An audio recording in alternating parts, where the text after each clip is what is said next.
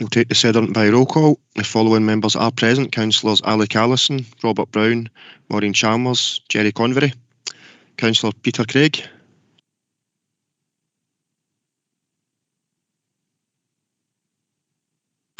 We have apologies from Councillor Maureen Devlin. Councillor Eileen Logan is appearing as a substitute. Filling councillors are also present: Councillors Joe Fagan, Katie Loudon, John Ross, Councillor Jared Wark.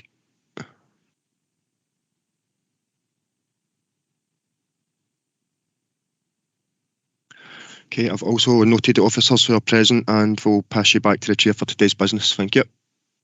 Thank you very much, Stuart. Good morning, everyone. We'll start with any declarations of interest. Do we have any declarations? I don't see any hands going up. We'll take it that we have no declarations of interest. Can I then move on to minutes of the previous meeting? Does any colleague have any item which they want to raise from the minutes of the previous meeting? Again, I'm seeing no hands raised, so I would move a correct minute. I'll second, Chair.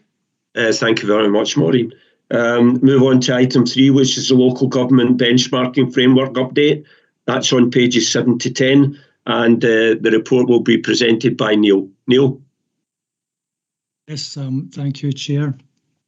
Yes, so this report brings to the forum an account of discussions held with the Improvement Service and the LGBF board regarding the benchmarking framework and its use. And the impetus for these discussions is really the recognition that some issues with respect to the framework come up each time we bring a report on performance to the forum, and the last time we did that was on the 18th of May this year. And some of these issues are not about the performance per se, they're issues about the framework itself, about its robustness and about the quality of some of the indicators. So some of the key items we've spoken about in terms of those are reiterated in this report at 4.1. We obviously thought the background was so good we printed it twice in this particular report. So we've picked out 3 points really that members will remember have come up again and again. So the first one there is that local policy decisions can impact on your results and the interpretation of the data, and you need to take that into account. So for example, if you invest in an area, you're likely to spend more, and so those indicators which are about unit costs, that's going to go up, and it might look like you're not being cost effective, but in fact you've chosen to invest. So that's why that differs. There's also been a fair amount of discussion, you'll recall, about the use of the Scottish Household Survey and the satisfaction measures within the LGBF. And there's concern there partly because of the small sample size, but actually also very much about the fact that the people who are being asked the questions don't necessarily use the service. And that could be seen as a reasonable thing because it's about perception of the service, but equally it's not really informed necessarily, it's not informed comment about the service. And then finally, inevitably, although the framework tries to be complete and consistent and a lot of hard work goes into it, there's inevitably differences in terms of how different councils gather indicators, and possibly you're counting slightly different things. So that all has to be taken into account.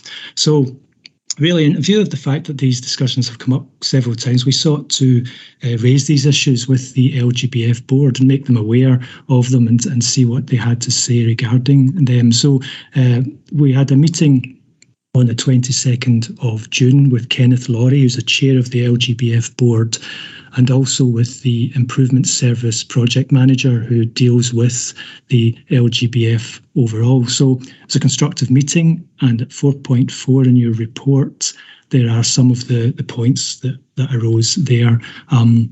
So the board are very keen to hear what people think about the framework, and they're keen to hear suggestions about how it could be improved. Going forward, they want to make sure that it's relevant to recovery efforts from COVID. So I think we will see some of that coming through in the framework in future. But a very key point is the third one there, that is that the board want to support the fact that the use of the framework has been evolving since it was developed, and the use of it is much more mature than it used to be. And they want to encourage that use within councils, and they recognise that not every single measure in the whole framework is equally relevant to every council. And it really depends on what your local circumstances are and your local priorities are, which parts of the framework should matter to you. So they're very keen in this idea that councils could draw on the framework to develop a suite of measures which reflects what matters to them. And that's something they were keen to promote. And then finally, they recognise it's a big piece of work, the LGBF, and there's bound to be challenges in terms of how you use it.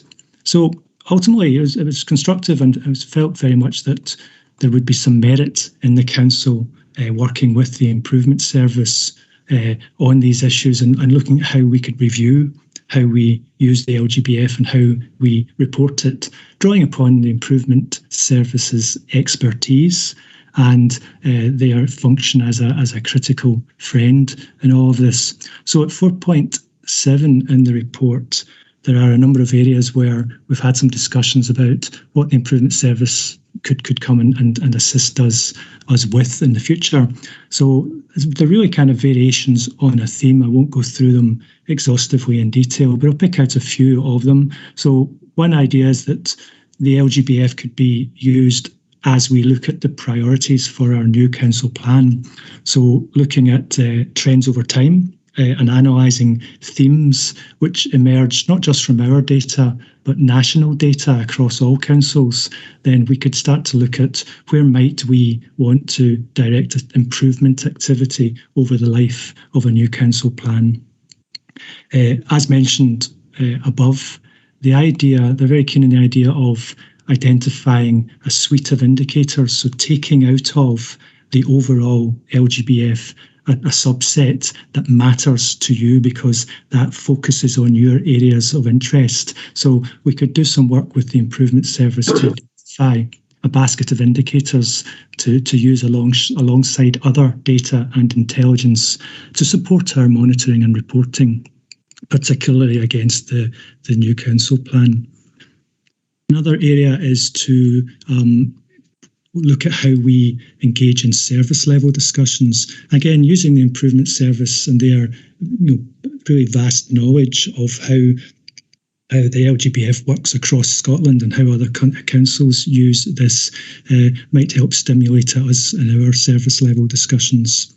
And then finally, in that list, the idea maybe of developing something of a more real-time dashboard of information which would allow us to report against our key strategic priorities.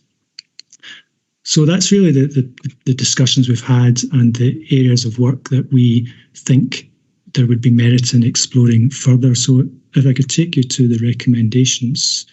And those are, firstly, to note the content of those discussions. Also, that we will be talking to the improvement service about those items outlined there in paragraph 4.7. And we'll bring an update on how this work is progressing to you at the next meeting of the forum. So really, that's it. And I'm happy to try and answer any questions. Thanks very much, Neil. I really welcome this report. I think it's a step in the right direction. I welcome the direction of travel of it, and I was going to say I'll just open it up to colleagues here for any questions. I see Robert has his hand up. Robert? Yes, thanks very much, John. I very much agree with you. I think this is actually a more important report than it looks, if I can put it that way. It's got a lot of good ideas in it. The one caveat I would take on it, I think, is that we have to keep an eye of our own thematic objectives. I mean, for example, it may or may not come out of the objectives, but clearly one of the things we want to do very strongly is to support our responsibilities as corporate parents. Because that's one of the key things that where we sometimes lag behind other countries, all that sort of thing, and it's so important to the future of the country. And that may or may not come out of the things. So I think this is to inform our priorities, but not to determine them, if I can put it that way. Thanks, Robert. Katie? Thanks, Chair. I suppose it's related to Robert's idea there. I was just wondering about the part in 4.7 when we're talking about a basket of indicators. How are we going to identify what's in that basket, and have we got an idea of how many indicators we might be looking at compared to the whole framework? Yeah, I mean, I think it's very much a case of, as the key themes and priorities emerge, as we develop the new council plan, then that gives us a steer as to which topics we need to look closer at in the LGBF suite overall. So we start to prioritise those indicators. And then I think there's a process where we start to ask ourselves, do we have concerns about these indicators? How robust are they? And what other information do we need to put alongside those indicators to properly illuminate the question? So I think once you start to do that, I think naturally some indicators will sort of fade into the background. They won't go away entirely, and I don't think there's any suggestion that you'll always see the full set of results, but what we will be doing is bringing to the fore the ones that are most important and which are clearly most relevant to those priorities that have been identified. And I think you're absolutely right, we don't want to, they're not going to determine the priorities, but they will illuminate and reflect those priorities. I think in terms of how many, I think that's very hard to say, in advance. But as you know, we've been seeking over the last while to reduce the amount of performance information, just so that the discussion can be focused on a smaller number of items rather than there being so many that it's hard to see what's happening. But I don't know, if you're looking at a framework it will soon be approaching 100 or so indicators, maybe if we could reduce that by a third or something, that would be, well, I'd certainly welcome that. But I think it's hard to say. It's hard to say in advance. Okay, thanks very much. Alec? Yeah, much in line with everyone else. I think you welcome the involvement of the improvement service. I can see how that can be helpful in stimulating discussion, etc. And how we can make use of the information. But the one concern I have is where this started was going to the body to highlight the fact that the lack of robustness, I think, is what Neil said at the start, or he was looking for more robustness. That simply has not been followed through in the discussions and the way forward. I would like to see us go back to them and say that we are looking for improvements in the actual review structure, rather than simply how we use it in the benchmarking framework, making that more robust and relevant, as well as what is also in the report, which is very much welcomed. Thanks, Alec. Your comments are duly noted. Maureen? Thanks, Chair. Again, associate myself with everyone else's comments. It's really, really good report, a good piece of work. I'm just going to, the paragraph 4.7 on page 9, just that last bullet, using the LGBF to develop a dashboard. It'd be really helpful to understand what that means and how it might be used, how it might be beneficial to us.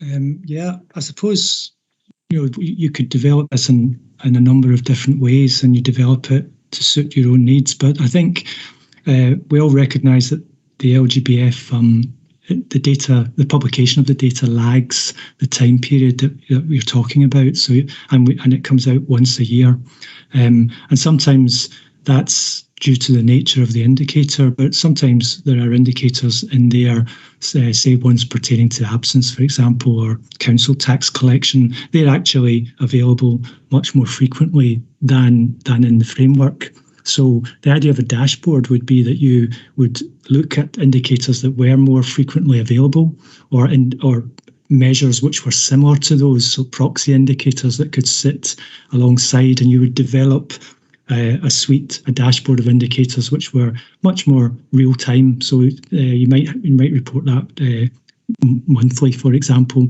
and that gives you much better ability to see what is happening right now and to respond to it, or it allows you to take action and then to see whether it's having any effect, rather than having to wait a year and a half or something before you see something coming through in the LGBF suite itself. So the idea would be that simply it's something a bit more up to date, more real time, probably on an online sort of version. So it would be something that you might go in and look at, and you might see, again, this is where you would customize and make it look the way you want, but you might see the trends displayed.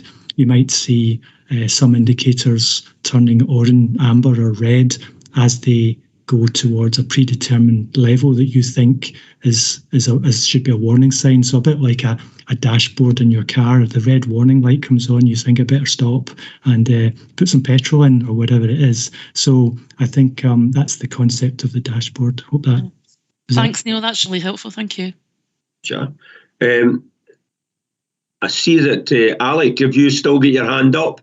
Or is that a legacy? My hand's down. All right, okay. Jerry Convery's. No, I see Jerry's hands up. I was just going to, it's just that your hand's still in my dashboard here was still up. That's okay. Jerry, would you like to come in? Yeah, thanks, Chair.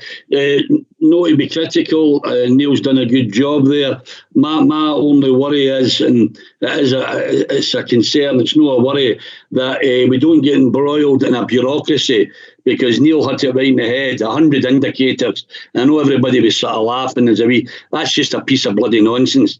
That's bureaucracy. We're here to provide services to people, and I think we should never lose that fact, because what we maybe determine in South Lanarkshire might be completely different to what Glasgow determines, or Edinburgh, or Dundee.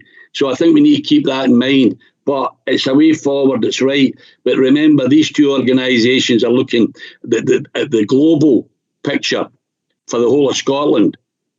We should be concentrating on what we provide to the people that we represent. That's the only observation I'd make, but it's a good report. Thanks.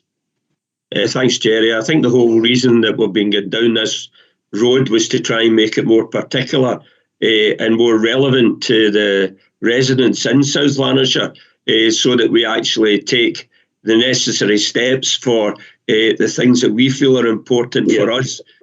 So yeah, I quite agree with you on those points. I don't see any more hands raised, so I'm going to move the recommendations. I'll second, Chair. Are we agreed? Agreed. Thanks very much. Right, we can move on to item 4, which is the Audit Scotland Report, Local Government in Scotland Overview. These are on pages 11 to 16. And I would ask Tom to come in on this report. Tom? Yeah, thanks, Chair. This report brings a summary of the Audit Scotland Report, Local Government of Scotland Overview 2021. Now, as you know, because you get copies of this every year, it's an annual report. But this year's a little bit different because it's very much, as you would probably guess, dominated by COVID. And in fact, Audit Scotland made it clear that there'll be follow-up reports to this, expanding on the themes and especially on the recovery aspects for councils. So something to watch out for. Overall, again, not a surprise, the report notes that the pandemic's created some unprecedented challenges for councils and indeed our communities. Now, the full document, there's a link for you at 3.4 in the report, but it's quite a chunky document, as you'd expect, 45 pages, so this brings you the summary. And as with the report, our summary comes across the 3 themes within the report, and those 3 themes are communities and people, service delivery and partnership working. There's a section on resources and governance, and there's a service case study, which focuses this time round on planning. So we've broken that down for you over the sections 5, 6 and 7 in your report, starting on page 12 of your papers. And under the first one, communities and people, I will try and pick out, the ones that I think are key rather than go through it exhaustively. But under communities and people, I think it's an important section. And it says, again, there's been a profound impact of the pandemic across all sections of society, but it makes the point that the negative impacts have probably been greatest felt amongst those who were already experiencing socio-economic disadvantage. And that's something that and the key messages they recommend that we are very much cognizant of going forward. They make the point, again, very obvious to us, that all councils have been at the centre of the response to the pandemic. But they also pick up the point that the relationships that we've had with our communities have been vital as part of that too, and working with our partners. These themes are picked up in the lessons learned 5.2 onwards under communities and people. It makes the point again, the recovery from the pandemic will really involve a lot of looking at tackling inequalities because, again, those sections of the population have been greatest impacted by the pandemic. The next theme, starting at section 6, page 13 in your papers, service delivery and partnership working. Now, again, it repeats the point that we were not only central to the response, we were central to the national response to the pandemic. And there's a lot of praise in here for our staff, for all council staff in this, to make the point that councils had to be agile in adapting their service provision and that staff themselves had to be agile and will have to continue to be agile in terms of the recovery coming out of the pandemic. There's the third bullet point there makes a point just worth making, I think, although again it's obvious to us that levels of service disruption have varied, across the country and again within each local authority as well. Under lessons learned 6.2, it makes a point which we already are doing, obviously, of closely monitoring the impacts of any service changes that we had and in particular disruptions. And one of the ones they pick out is the impact on learning, on moving school education into homes and online as it was at one point during last year. Some more comments on staff, again, being at the centre of this unprecedented effort that had to be brought to bear and making the point, again, clear to us that demands on our people have sometimes been intense. And we need to take that into account going forward.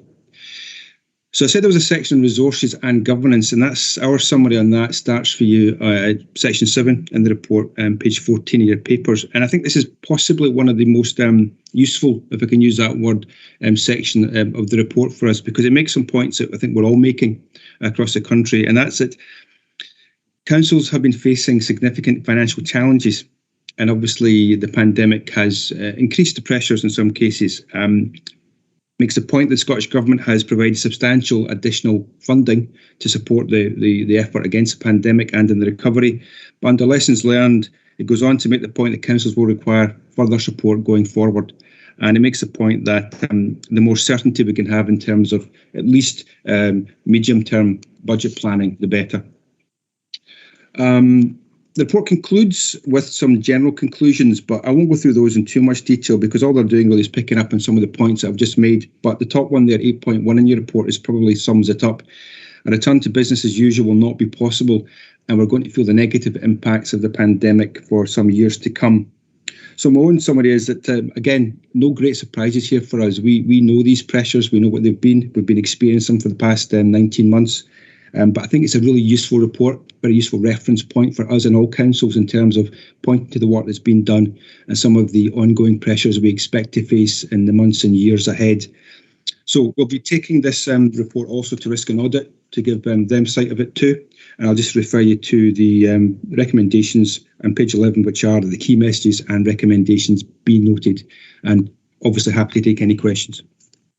Thanks very much, Tom. Yeah, the report does make a lot of good comments, especially when you look at the work that our staff have done over that period of gone the extra mile. And I'm talking about staff in almost every department, including our colleagues in SLLC. We wouldn't have been able to get through this pandemic without everybody putting in. And that's not to take away from the work that's been done in partnership, working with outside organisations and third sector organisations. So, from that point of view, we've been really lucky in South Lanarkshire having that input.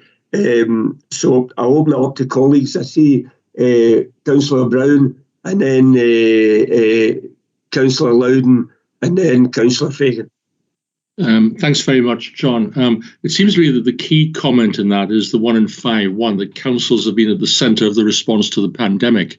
Now, you might maybe expect me to say this, but I thought that one of the lessons that came out of it was that sometimes we had situations where government, whether Westminster or Scottish Government, made grand pronouncements on things during the pandemic, and then it was left to the councils to find the detailed way through, where they hadn't been worked through in the way that they maybe had to be at the Scottish level and the London level as well.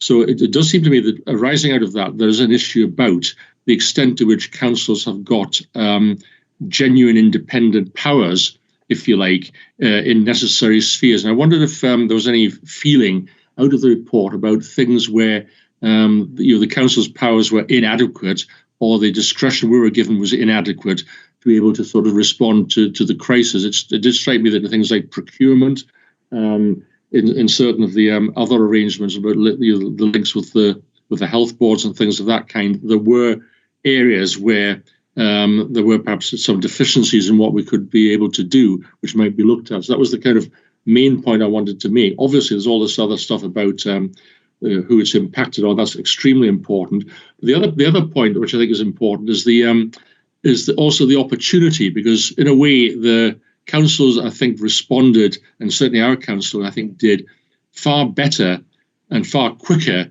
than we would have normally done, perhaps, in the routine order of business, if you like. Now, that's actually quite an interesting thing, because it gives us opportunities for the future to respond more flexibly and more quickly to things that come along. And again, I'd be interested in any thoughts that maybe Cleland or others have got on that aspect, as to whether that leads into changes in our practice going forward.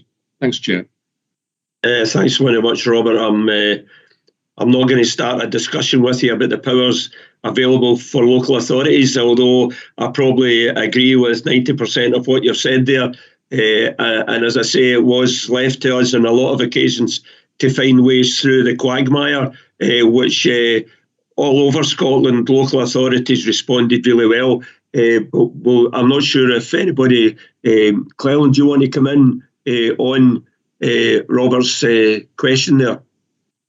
Yep, thank you, Chair. I think one of the reflections we would have is from the announcements that Councillor Brown references, how much we were acting as an agent of government in terms of distributing cash for a predetermined purpose, and how much we were able to exercise our own judgment. Now, I think in a emergency planning / resilience context, quite often it was more of the former. We were acting to implement initiatives as quickly as possible, for good reason, to keep businesses afloat, to provide support to people in great hardship. But I think the true balance around this would be to trust the locally democratically elected local government to determine the needs of its areas and use monies. And I hope that the discussions we will have with the two respective governments in future, in a non-emergency planning sense, as we recover, gives greater scope for elected members to take decisions that reflect the priorities for their constituents. So I'll maybe leave that kind of first point. I suppose the second point, if there was something really flippant, actually, I would say we mobilised really, really quickly in South Lanarkshire. You know that we were miles ahead of the game, which I'm very pleased at the response that the council made. And I do, and I've said before, I think there was an immense maturity by elected members in the way that you supported that executive decision making. Now, I never went off into a huddle and made a whole bunch of decisions. I always did it in consultation with group leaders, but nonetheless, in that very first few months, the amount of support that officers got from elected members was terrific. I think that we take a lot of lessons from how we mobilise really quickly. And I'll be honest enough to say that the normal decision-making process, which is correct, it's part of our democracy, does slow down some decision-making when you're not in an absolute emergency planning situation. I hope we're never back at that crisis point again. But we need to try and find the right balance. I think it's Councillor Conway mentioned bureaucracy there. We need to find the right balance between being able to move quickly and make sure that elected members are still running the council. So I'll maybe leave that one there, Chair. Thanks.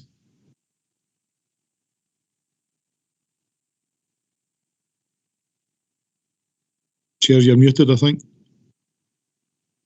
Sorry, I muted myself because I was blowing my nose. Thanks, Cleland. Katie, would you like to come in? Thanks for muting yourself, I suppose, Chair. Firstly, I'd like to associate myself with John Ross's comments at the start about our staff and partners during the crisis. And I'd like to pick up on what Tom has said about demands on staff. And this is obviously a sort of ongoing hot topic in other workplaces as well. But page 13 at the last part of 6.1, there's a part about staff burnout. I wondered if we could find out some more about what the council is currently doing to help manage pressures on staff just now and avoid burnout as much as possible. Kay. Thank you, Chair. As you've rightly pointed out, it's an issue that's facing employers across Scotland, and we're still, I think, uncovering the picture that remains. Our staff have worked really quickly to respond to the crisis, but when you work in emergency mode for any length of time, it has an inevitable health impact. So you're absolutely correct there. Like our colleagues across Scotland, we're looking at our employee wellbeing supports, and there are lots of things out there, lots of specific supports for particular areas, for example, in education or health and social care.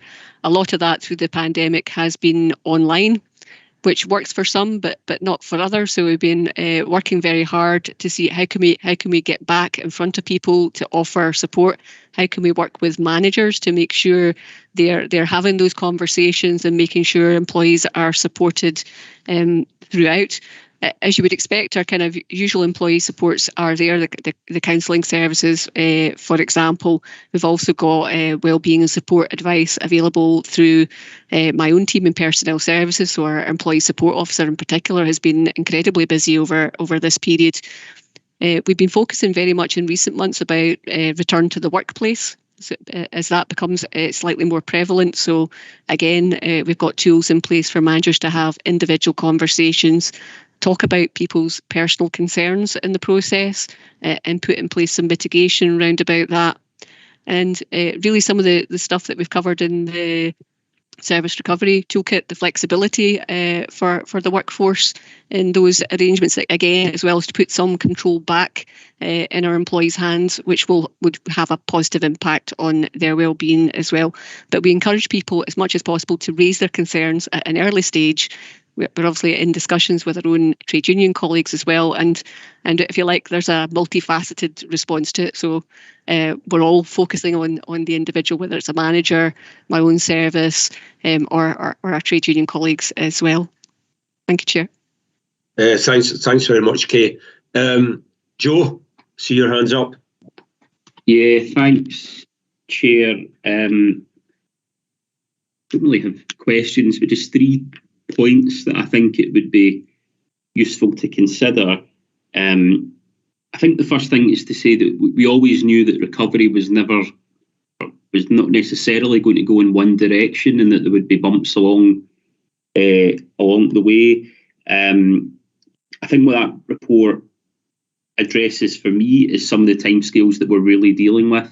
Tom mentioned that it's in the report. We are talking about years. And that, I just don't really think that's part of the public debate just now. I don't think that's part of the public's understanding of where recovery is. I think if we collectively have a duty there to highlight the scale of the disruption and ensure that there is a kind of public understanding of that. If I were to compare where local government is with the NHS, the NHS to me just seems to be an impossible position just now, but there is certainly a lot more awareness of the visible impacts on services, some of the less visible impacts on services, and the kind of state of recovery generally. And I just don't really see that in local government, maybe because there's not that same level of understanding of just the sheer breadth of services that councils provide. But it's always, and for me over the past few weeks, has been an interesting point of comparison. And I think it's an interesting point of comparison when we read the report. And then I suppose the other observation I make coming out of that is that I think given the scale of change and the fact that services and the way councils organise their services is unlikely to go back to a pre-pandemic norm take the report for 4 years, then I think we have to create the democratic space to have quite a frank discussion about that, because again, I think a lot of the focus has been on immediate recovery. I know my own group in particular, keep pushing the discussion about immediate recovery because we need to know where, the state of services is, or the state of our services are. But if we look at the scale actually of what is alluded to in the report, then it takes us to a place where Audit Scotland are suggesting that we seriously look at how local government is providing services in the years to come. And I just don't think we have, as councillors, and maybe it's for the new council to do next year, I just don't think we've had that frank discussion about what that's likely to look at, because understandably the focus has been on the immediate challenges that we face. So I'm not necessarily expecting anyone to answer those points, but it just struck me as the quite significant political points for me that came out of the report. Thanks. No, thanks, Joe. I'm sure that we'll need to have these discussions in the near future. Katie, your hand's still up on my screen. No, it's down, Chair. I think it's just okay. Thanks very much. I think we've got bits of problems. We've had problems with hands up in several meetings over the last couple of days.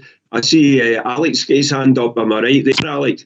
Yeah, you're right this time, John. Just a couple of comments. First of all, I agree a lot with what Cleland said regarding the flexibility, if you like, and speed of implementation of things.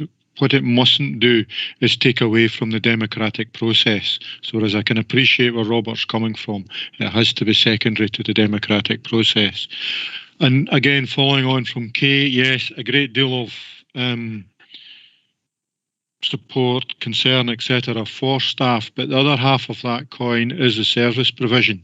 And there are many service users who are finding the situation just as difficult. And again, we need to find out how we can achieve both support for the staff and being able to still supply a service that is acceptable to our constituents. The one bit I was actually going to come in with myself was a report can look back the way, and although it talks about the future, going into the future, it can't really go into there. What I do think we do need to do is along the lines of what maybe Joe was hinting at. Things are going to change within our communities greatly because of COVID, I think.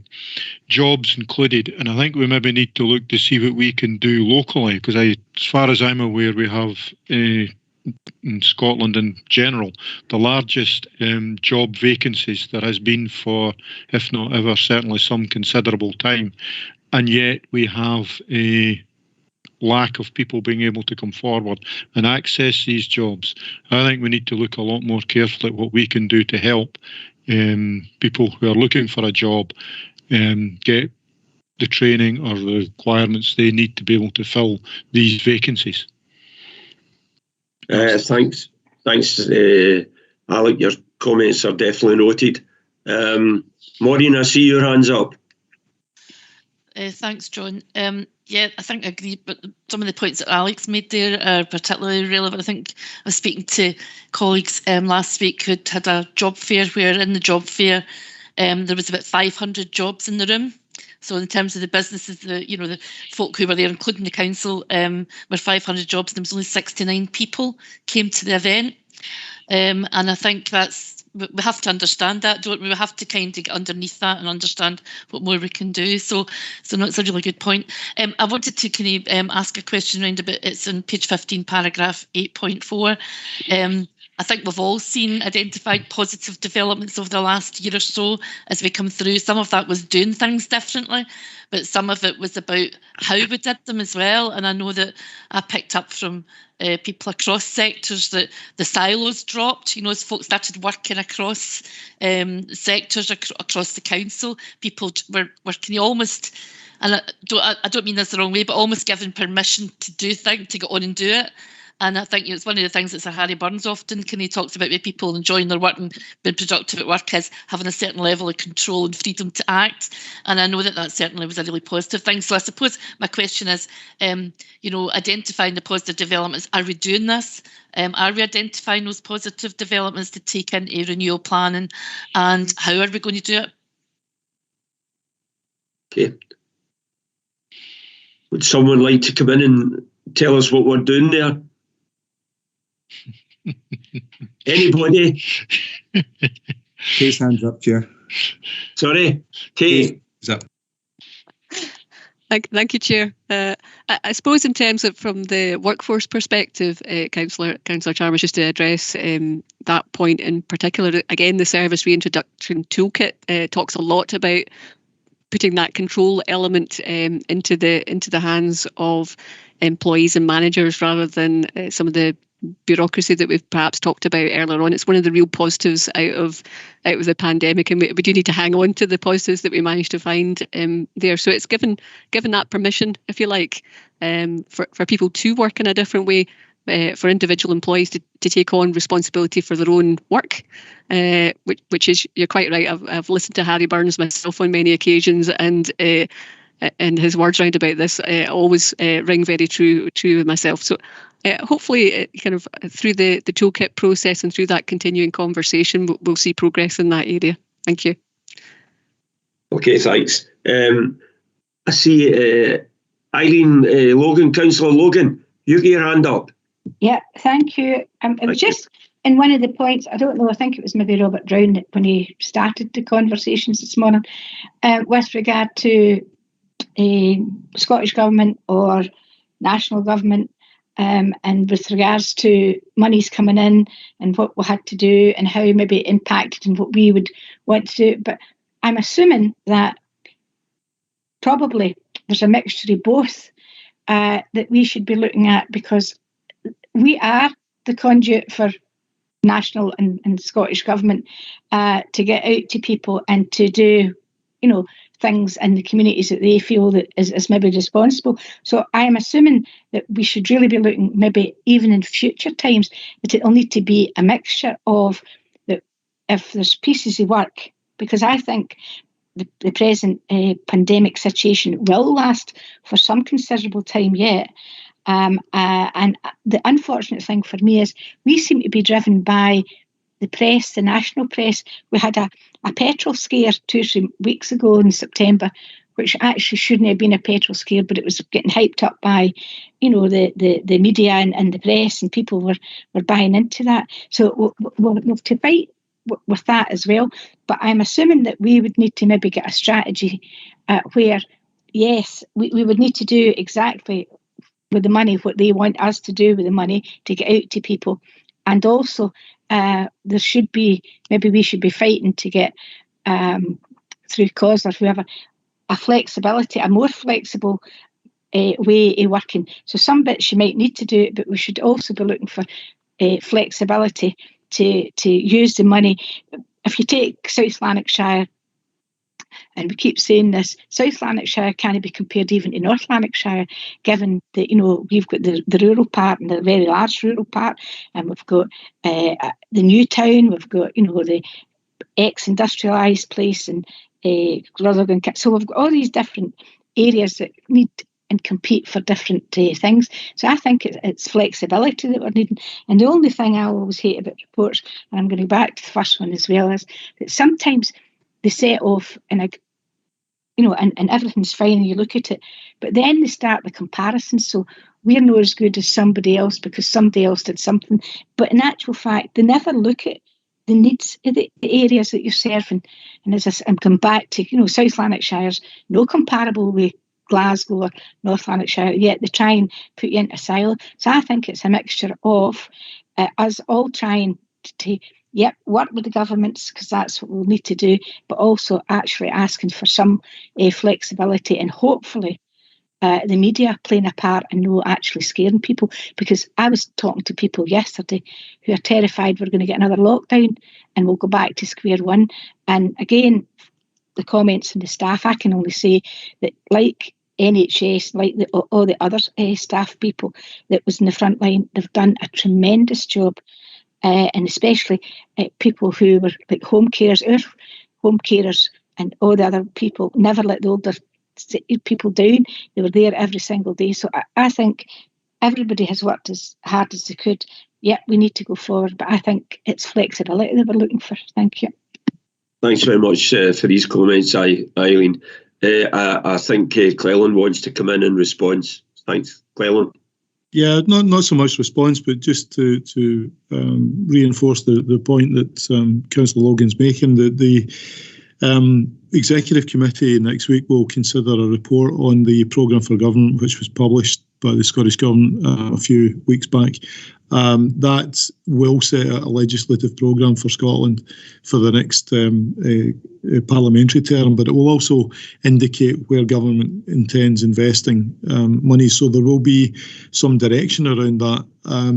Alongside that, elected members will be aware of the COSLA blueprint for local government, which sets out our stall in terms of having flexibility over the way that we use our resources to reflect our local communities. And it's founded on a principle of subsidiarity is the term they use, but effectively that just simply means that decisions should be taken at the most local level possible to reflect local circumstances. So we often, however, fight against the language of postcode lottery as an expression that people like to use, or a lack of consistency. And effectively, that means that some areas where local government invests its resources is different because that's determined by the local needs of the area. And it shouldn't be one size fits all for the whole of Scotland, because I think one of the councillors earlier mentioned that we're different to Glasgow, we're different to Dundee, we're different to Western Isles, etc. And it should be about what suits our own areas. But all of you will have experienced repeatedly people pointing at another area and saying, but they do it different over there. But they don't often say, however, you do these things positively in comparison with those other areas. So you'll always find a community of opposition or a community of support for a particular level of investment. But Councillor Logan's point is absolutely correct, that it should be reflective of our local area. Final point I would make is just the role of media, and the role of media more generally. The media is really important. It's maybe the print media is slightly less in terms of its circulation than it always was, but it still plays an important part in influencing public opinion and perception, etc. And we need to ask our colleagues within the media to be part of this response, this national response to a pandemic, and to continue to act responsibly by reporting news, but putting things in context and actually reinforcing some of the messages about that. Responsible behaviours and some of the earlier messages we had earlier in the pandemic about communities mobilising to support each other, etc., rather than potentially, I think the example was given about the fuel crisis, etc., rather than necessarily whipping those items up. But hopefully that's helpful, Chair. We will continue to work through COSLA to try to get that kind of parity, and we continue to talk about spheres of government, not tiers of local government. Yeah, thanks. I agree, Cleland. I don't see any other hands raised on this item, so I'm going to move the recommendations. I'll second, Chair. Chair, Chair, there are some hands raised, but I'm not sure if they're legacy hands, Councillor Fagan. Yeah, that's what I thought, that they're legacy hands, am I right? Yeah, I'm taking my hand down. If you refresh the screen, Chair, if people refresh their screen by simply touching on the left-hand icon at the top of the screen, the hands will disappear. So at the moment, there's no hands raised. Yeah, I think I've managed to... yeah, I've done that. Yeah. Logan's just come back again. No, mine's is clear. As I say, I've been involved in a couple of Teams meetings over the last couple of days, and the hand situation seems to be one where they keep appearing. But thanks, Cleland, that small hint there probably makes it easier for us to control it in the future. As I say, I don't see any hands raised, so I've moved the recommendations. I think Maureen seconded. So are we agreed? Agreed. Thanks very much. We'll move on to the last item, which is item 5, Eastern Bartonshire Council Best Value Assurance Report, pages 17 to 20. And Tom, again, it's yourself for this one.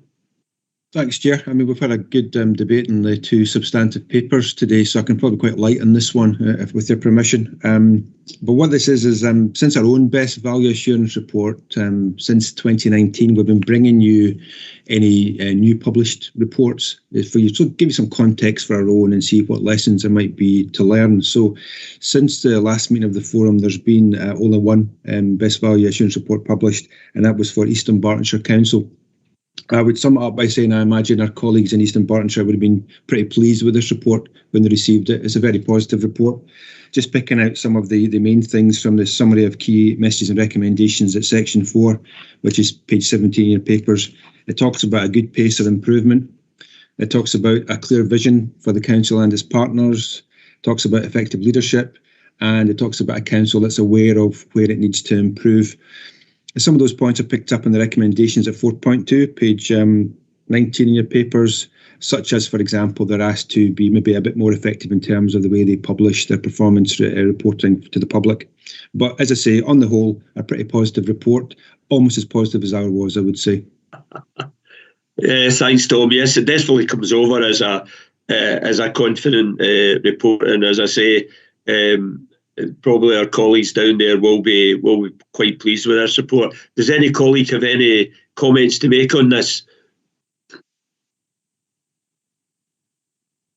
Nope. Right, we just note report, folks, and as that's the last item, thanks very much for taking part in the meeting today. I think it was a positive meeting, some good discussion, and hopefully we can take these discussions to other forums as we go forward. Thanks very much for taking the time to be here. Okay. Thanks, Chair. Thanks, everybody. Thanks again. Bye-bye. Cheers.